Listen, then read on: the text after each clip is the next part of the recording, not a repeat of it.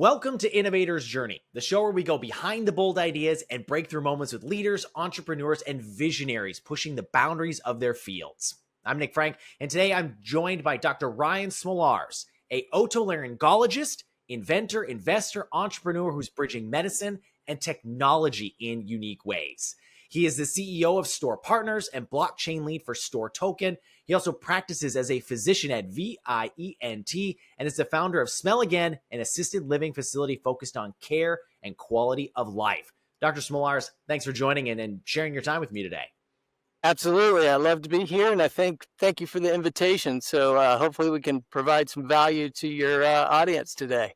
Well, your hands are in a lot of different things. And so I'm really curious to dive in as a doctor specifically. Why do you think traditional investment strategies fail doctors? What is this unique challenge that you have found that medical professionals specifically face when they're investing? Yeah, so there's a few of them. First, I would say our timeline is so shortened because of our training. Basically, our entire 20s is gone, right? Because you're in the hospital, seeing patients, and the last thing on your mind is money or anything else other than saving lives, basically.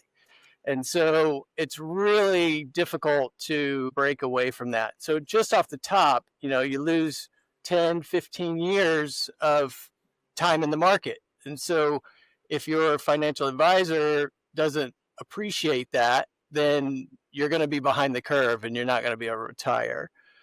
Two, in our training, we think about risk so differently, and it's beat into us basically about, try to take all the risk off the table. And so now you turn around, you're out of residency, you're an attending physician, and you have that same mindset going into your investment journey.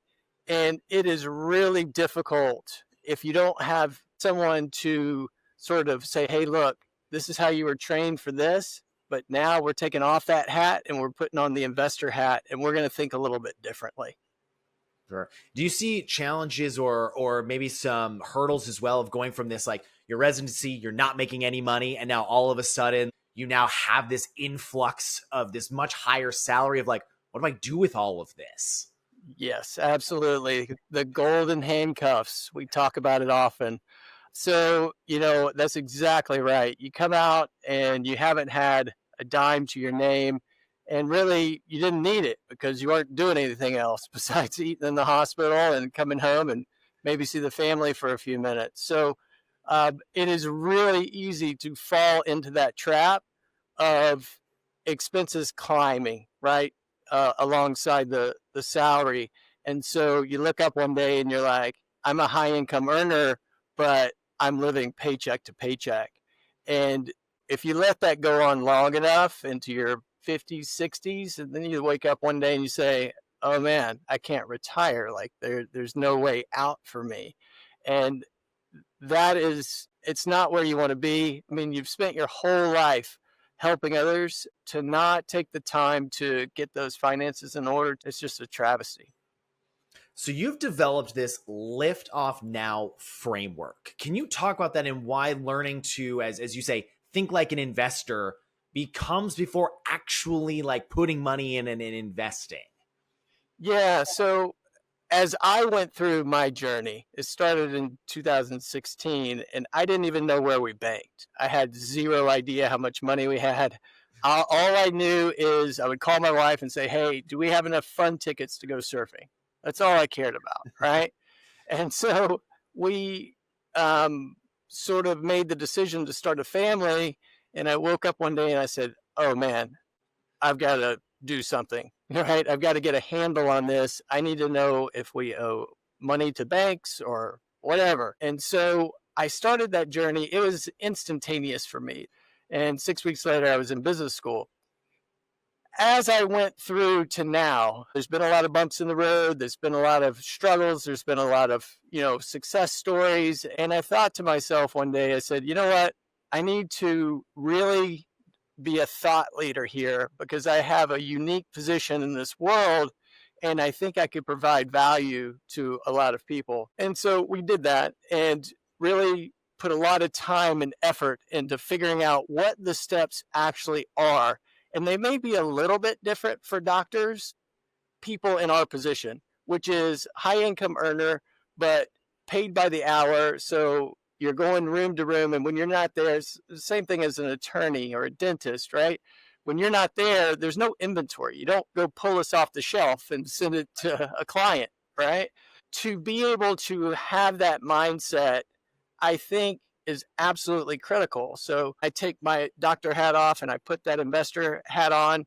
And so we made this stepwise fashion. If you were starting back in 2016, day one, what would it take for you to get to a place where you would feel comfortable putting money into an investment of any sort, an equity, cryptocurrency, real estate, some sort of business as an entrepreneur?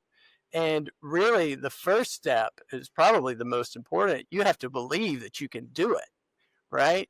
And one thing that I didn't realize starting this journey is I can believe whatever I want to believe, right? And I don't know that everybody understands that.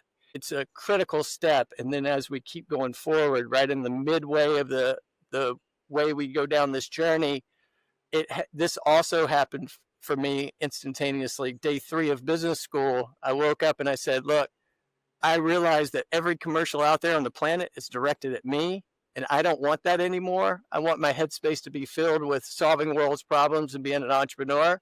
So I want to change my mindset from consumer to investor. Yeah. Well, and you talk about like this learning curve and you talk about steps. And I think most people investing are like, okay, I want step 1 to be I put money in somewhere and then jump to step 10 where I'm making money now. But there's a whole bunch in between, right? Like there's a whole bunch of that, as you mentioned, the roller coaster of you make money, you lose money, and like having that confidence to continue on. What do you think is the missing for a lot of high earners of like the steps that maybe they're skipping? I'm really curious if there's like a critical thing that you found as well that was like, oh wow, I didn't even think about this. Yeah. So once you have that mindset switch, it becomes very clear that passive income is not always passive, right? Really, what passive income means to me is a lot of work on the front end. That means due diligence and learning very clearly and very systematically how to go through the process of evaluating a deal and evaluating the jockey, right? So you have to evaluate both of them, the jockey and the horse. Really, at the beginning, you're betting on the jockey, but the reason why you're betting on the jockey is because you are trying to learn what the horse does, right? Which is the investment. And so as you go down your investment journey more and more, you understand what's going on with the horse or the investment. I think the best learning on the planet for investing is to find a good sponsor group that is doing investments, put money with them, and ride the coattails until you figure out how all this works. Best education on the planet.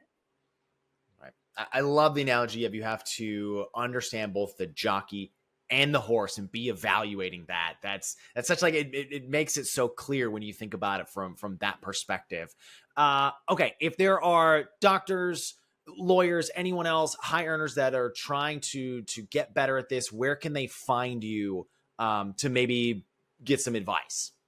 Yeah, so medmoneyshow.com really has everything. You can get to my personal brand website, you can get to store, and I would say if you go there, sign up for the newsletter, and if you are really interested, sign up for the WhatsApp group where we're bouncing all these ideas off of each other. We call it the Board of Advisors. We're not advising anyone to do anything, but we're there and we're getting more educated every day. Loving it. And I always say that I had an itch that I never could scratch, and there was always something missing from my life, and this is definitely what it was. And so we'll be there banging the drum. So if you want to come join us, let's do it. I love that. Dr. Smolarz, thank you for coming on and sharing your story with me today. Absolutely. Thank you for having me. It was a pleasure. All right. If you want to learn more, check out all the things store partner, store token, his work with Smell Again, and the websites and everything that Dr. Smolarz talked about. Hey, if you enjoy the conversation, follow the show, share it with someone who's curious about medicine, entrepreneurship, technology, investing, any one of those things. Please pass it along.